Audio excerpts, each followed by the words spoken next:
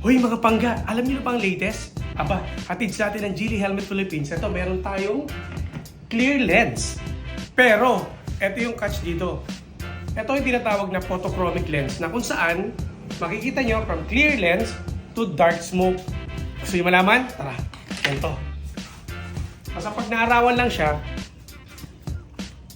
magiging dark smoke siya. Ganyan kalupit. Itong photochromic lens po ng Geely Helmet Philippines, ito ay para sa GTS version 1. So, pwede kayong umorder. Yan. Ay, nakikita nyo, nagiging dark, no?